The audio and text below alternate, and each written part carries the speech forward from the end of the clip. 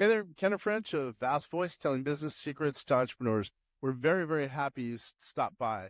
Either you're going to watch this or listen to this because you want to take your business to the next level. You're probably an entrepreneur who's either just starting out or you've been around for quite a while and you want to take your business to the next level. You're probably a real estate investor, maybe even a real estate agent, maybe a professional or of some sort, professional advisor of some sort. And well, you are stopping by because you need some valuable advice from one of the top industry leaders there is. Anyway, thank you very much. Once again, Kenneth French, Vast Voice, telling business secrets to entrepreneurs. Really glad you stopped by. Do you want to get wealthy? Do you want to get rich? Well, we're hanging out with a lady who's going to help you to make that happen. Natalia Zacharin. What's going on, Natalia? Hey, great to see you. What's going on with you? I'm glad to be here. I'm doing great. I like this one because you know why? Because we are helping to, well, specifically you're going to help people who are watching and listening to this get rich. That's a perfect reason to start chatting. I think so. And you know what? I love the fact that people are very passionate about what they do, but I really believe that putting your own oxygen mask on first, meaning if you can be flush with money and build wealth, you can do a lot more good in the world. Yeah, that's awesome. I know you do a lot of work with entrepreneurs all over the country, just like we do. And you have even had some exits yourself. So you help business owners to increase their net worth based on usually their entrepreneurial endeavor, their business.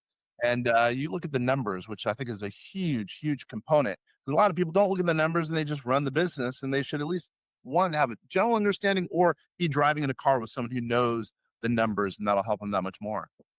I agree. A lot of folks either don't look at the numbers at all. They just kind of look at the cash in the bank and they don't really know what's happening in the business. And that doesn't tell you the full story or enough of a story to even make good decisions. There are some people that do look at the numbers, but they don't know how to translate that information into actionable next steps to get to where they want to go.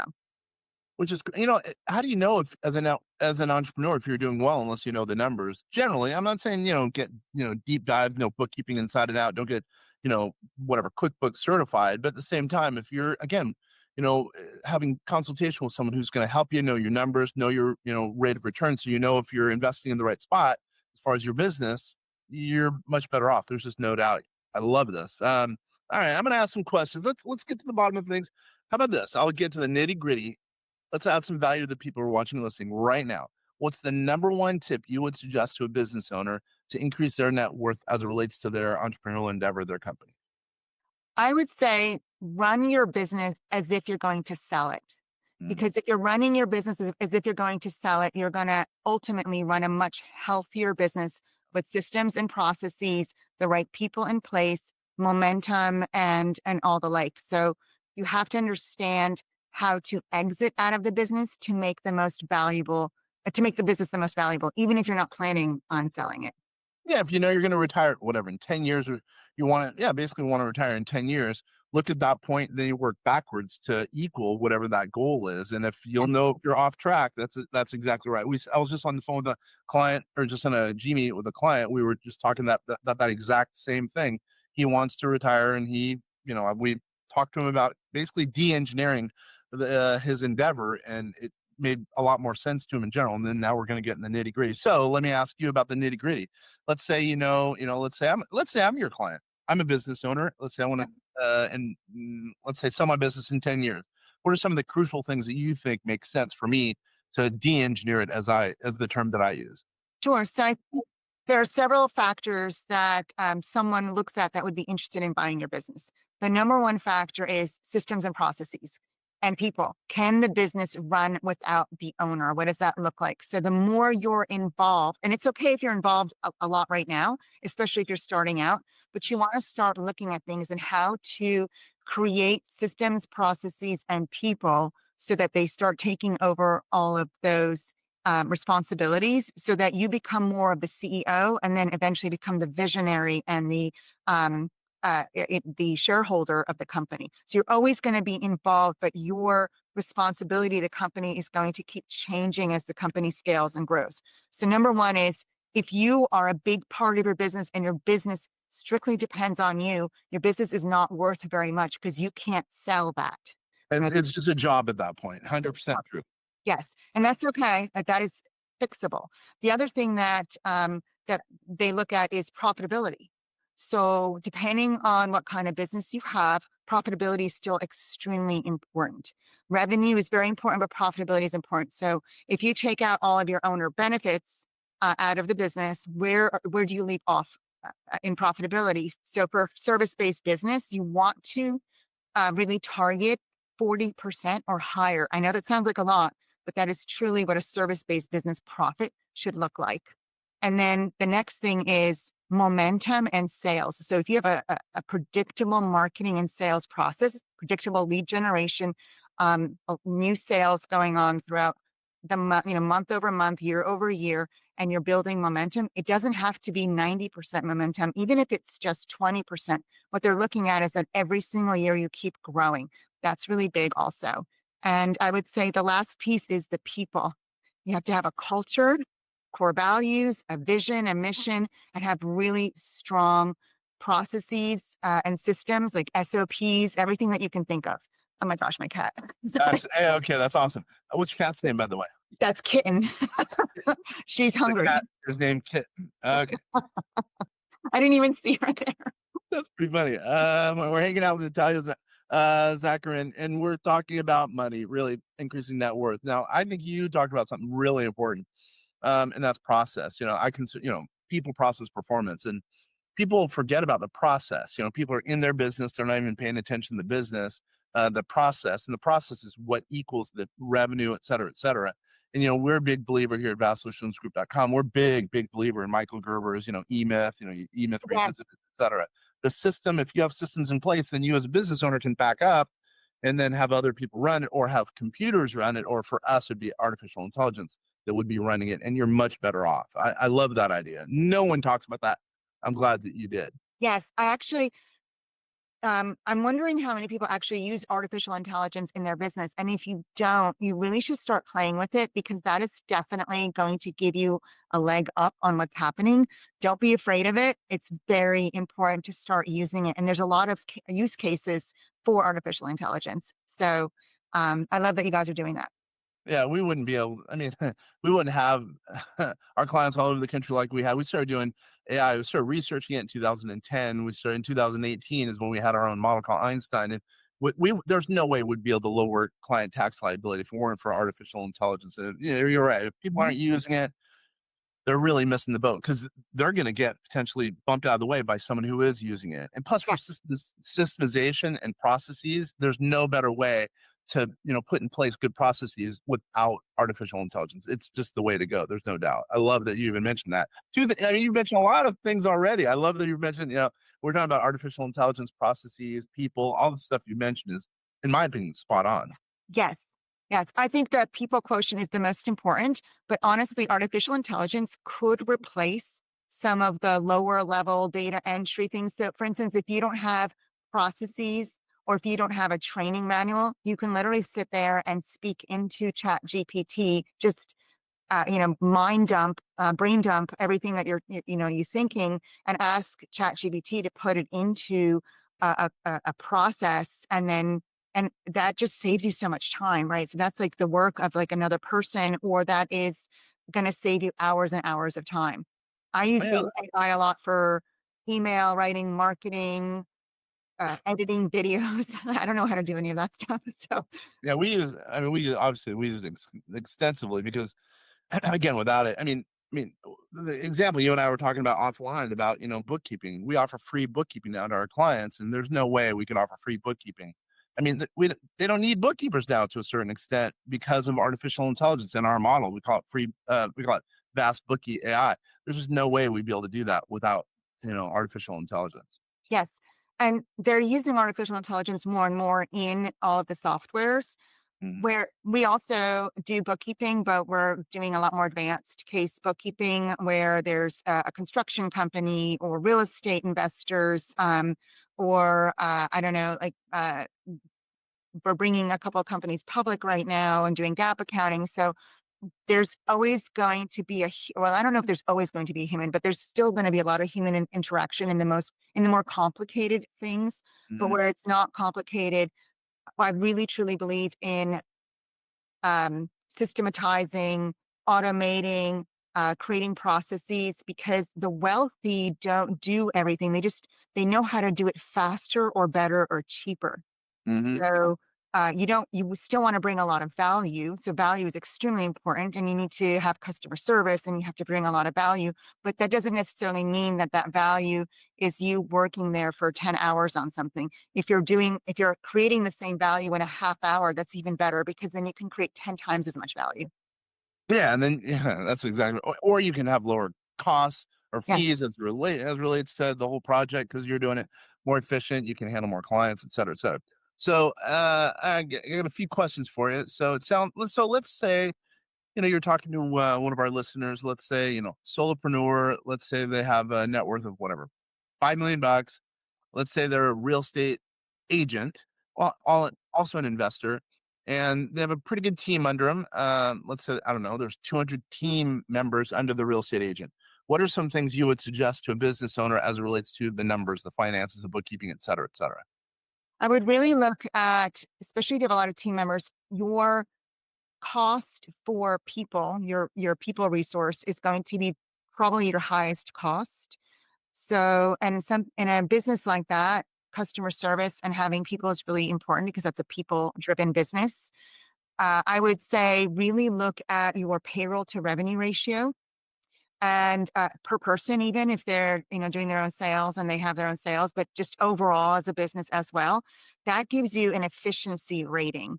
How efficient are your people, and what needs to change? And sometimes that answers a lot of questions. For instance, maybe someone needs more training. Maybe someone needs to, maybe they need more training because they need to um, lose some of the habits that they have that aren't really being impactful, or they need to get a little quicker on certain things, right? Mm-hmm.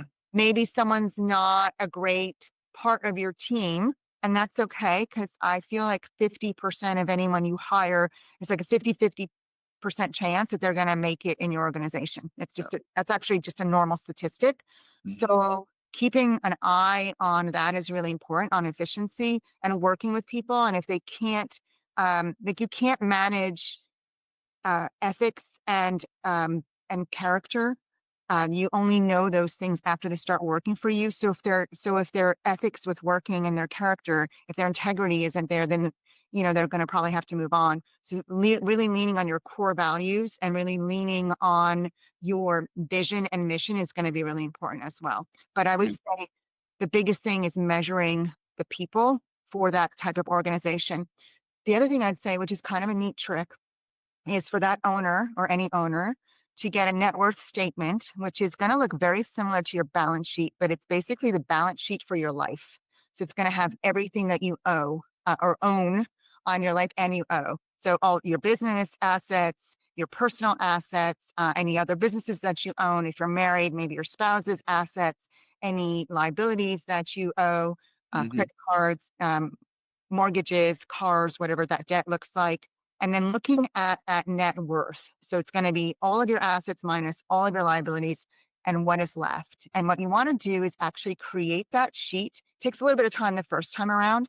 And then every month, it doesn't take very long to update it. And just update those numbers at the end of each month and see where that's tracking, because it's always fun to see net worth growing. And then if you're spending too much money somewhere, because we tend to spend a lot more money when we make money, if you're spending too much money somewhere, it doesn't feel like you're taking something away from yourself, but it feels like you're building net worth.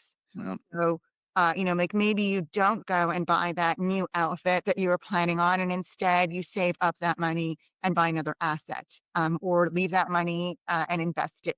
So I love having people make money and spend money to be inspired, because you don't want to act like you're poor and live like you're poor, because that's not inspiring and it's hard to do what you do. But I do want people to build their net worth. And so if they use that as a trick, it's exciting every single month to take a look and see where you're headed. That's good. That's good. Thank you. Wow, that was really good, actually. Natalia. Oh, by the way, I should do a little reset. My name's Kenneth French, Vast Voice, telling business secrets to entrepreneurs. And Natalia's going to get us rich. It's right. And Kitten is no longer around. It looks like. Wait a minute. What was I going to say? Oh, tell us how to get a hold of you, or tell the people out there how to get a hold of you, because I think there's going to be some people who are interested based on what I'm hearing. Sure. So super simple. It's going to be Zacharin Consulting, Zacharin Consulting, all one word, .com/vast voice. And on there, we're going to have a couple giveaways, 7 ways to find money in your business now, and the ultimate checklist for financial success. And then the third one is a calendar link for a free financial consultation. Ooh, tell us about that. Tell me about the free consultation. What do I get if I'm a whatever, an entrepreneur? Let's just say $5 million net worth. So absolutely, all of us need a little bit more help with being organized, with understanding what's happening with our money, with building net worth, with understanding all those things.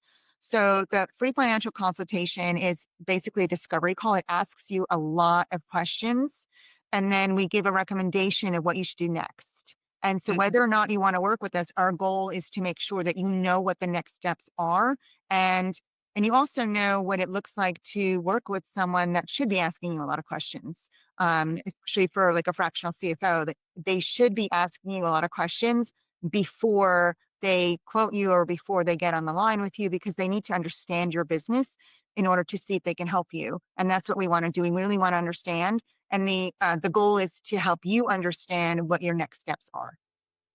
I got it. And so I assume they supply a bunch of information to you before the meeting, whatever, net worth, tax. Really, we just ask all the questions right there.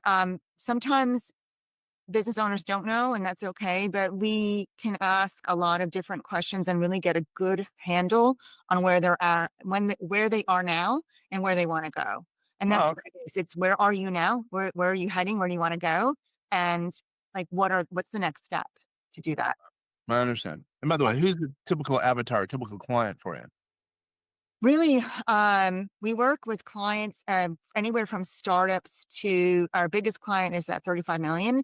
But for fractional CFO services, I think that anybody at about $1 million in gross revenue and up is really going to be an ideal avatar for us. Because if you're less than that, you're really still kind of a solopreneur, or you're just starting to hire. And the magic really happens when you can get at least close to 7 figures, because that's when we can really help you scale faster and prevent the mistakes that others make.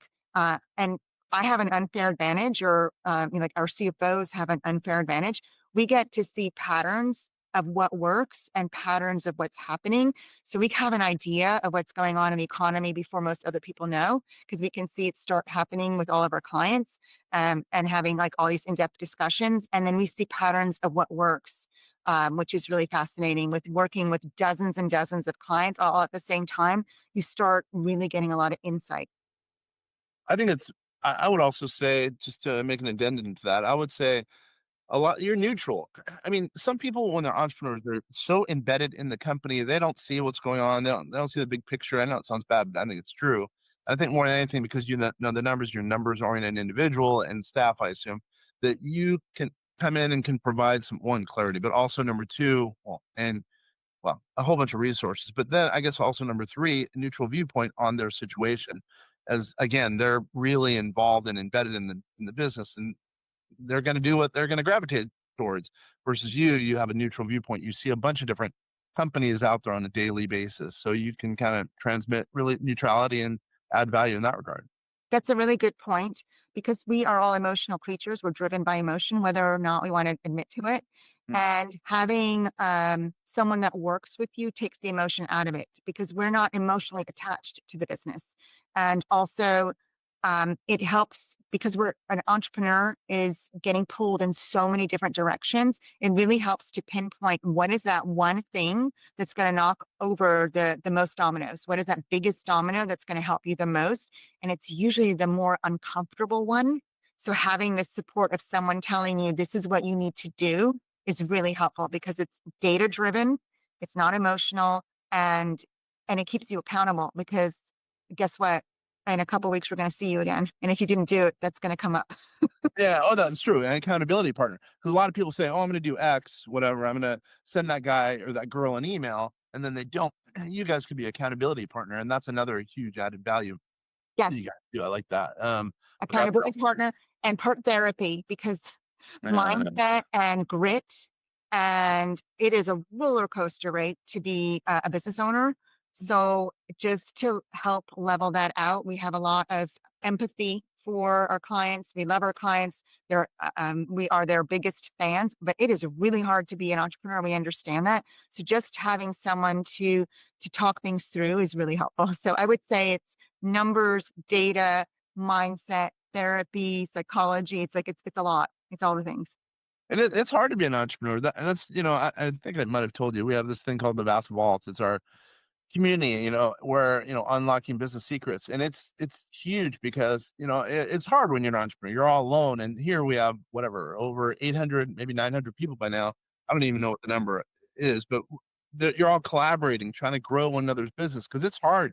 Because our people really mainly solopreneurs, entrepreneurs in that group who may have no employees, maybe they have one or two employees, and they want to take their business to the next level, but they want someone to collaborate with. And that group, that Vast Vault, is a group that allows collaboration. And who knows, maybe they can get business from another person in that group. But anyway, I guess what I'm saying is, when you're alone, it gets hard. And luckily, there's communities and groups like yours that help the business owner to take it to the next level. That's a huge deal. Yes, why not work with someone that's been there and seen it, Right. that can get you there faster? Just like I work with a health coach because they know how to get me there faster. They're not going to be emotional when I'm going to say, "Oh, I had to have that cookie." They're going to be like, "No, you didn't." you know. So, there's accountability, and also they're going to get me to my goal a lot faster because they took all that time to really learn that in a much more in-depth way than I would have. And so it's the same way with the fractional CFO. We took the time to really learn and really understand and think and understand how things work and what to do so that the people that we work with, our clients, don't have to. And same with what you do as well. Yeah, it's funny that people think, I don't need a coach or I don't need a colleague. I mean, everyone should have a coach if you really think about it. I mean, Tiger Woods had a golf coach. Michael Jordan had a coach. I mean, it really makes a lot of sense to take it to the next level for all the reasons we've just talked about. So and anyone's out there listening or watching, one takeaway is get a coach to take your business to the next level. I'm sure they've probably heard me say that before. Yeah. All right. So once again, how does someone get a hold of you? Because I think it's a big deal. So ZacharinConsulting.com/vast voice is the best way. So you'll see the podcast, and you'll get a bunch of freebies, and that's the best way to get in touch with us. It makes it super easy.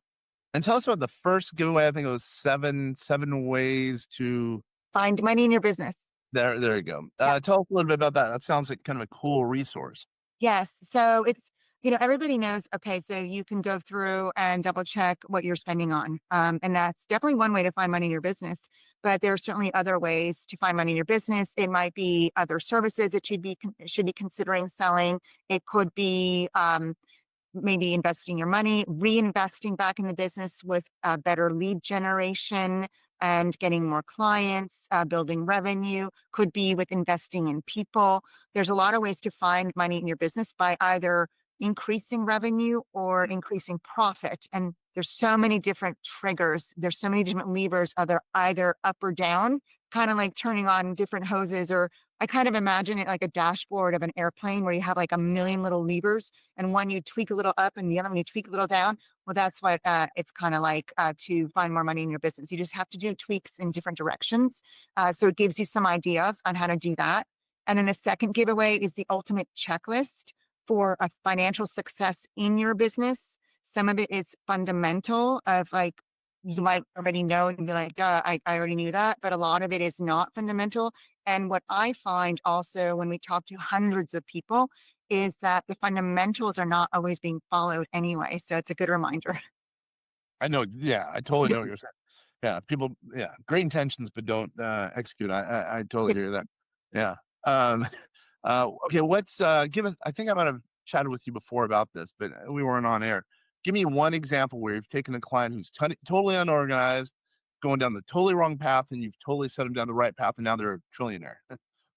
Sure. Actually, I just had one of my CFO calls, and we are now in our 4th month of profitability and doing really well and scaling. We've been working together since 2021. So why has it taken this long? Well, part of it was reluctance and resistance by the client because we're stuck in our ways. We're afraid to sometimes pull the trigger. It feels very risky, very new. And sometimes the devil that you know is easier than the devil that you don't know. Yeah, totally. Um, this was a client that was changing their business actually to become more profitable. They were changing from a break and fix type of model to a recurring subscription model. And so any kind of recurring revenue um, that's um, that's easy to track, that is is building momentum, is a lot more valuable. And so he started making that switch. It was really hard. He had to fire a couple of people that were not on board with it. We found out that there was a salesperson. We actually saw this in the numbers because the numbers are really cool. The numbers tell a story about everything.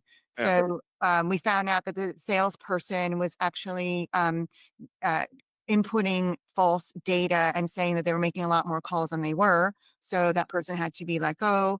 And then it was just a matter of constantly meeting every single month and refocusing the business owner. And so what happens when you're really uncomfortable and things aren't going well is that I find that this happens over and over again. This is a pattern.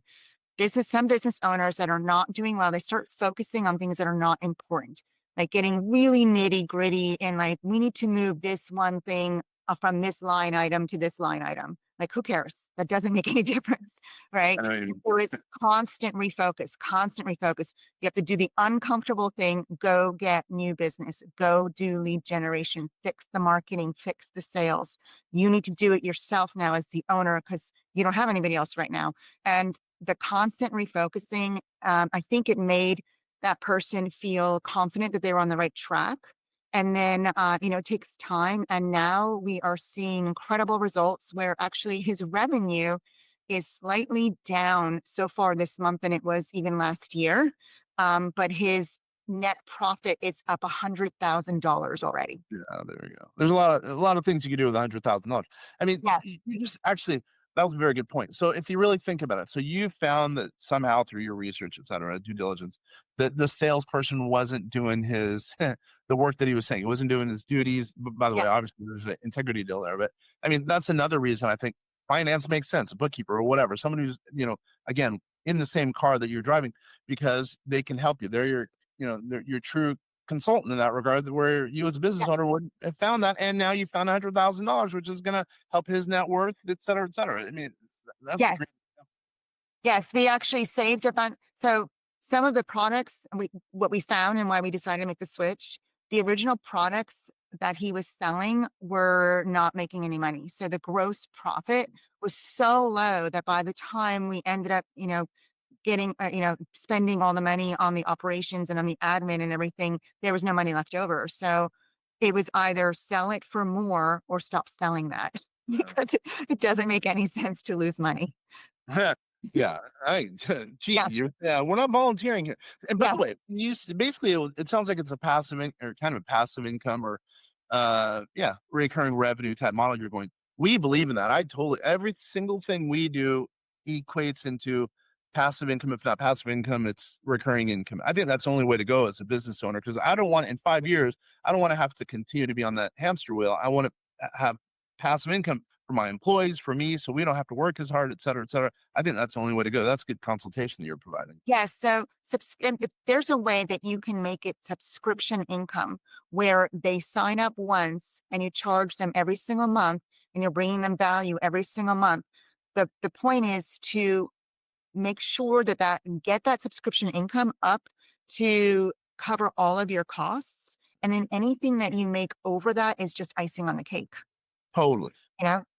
Totally. By the way, the agents out there, real estate agents out there, they got to think about this, because right now, if they don't, put together processes in place, systematize what we call causations here at vastsolutionsgroup.com, then they're going to have to be selling a new house every single day versus, passive income. There's ways for real estate agents to put together passive income. So it totally makes sense. So they're not out there killing themselves when they're 70 years old if they don't want to be. Yes. You know what? It's a matter of customer service, lead generation, right? And to really like hustle in the beginning, then to train others to do that for you and to save up that money because you, as a real estate agent, you have access to information before anyone else does.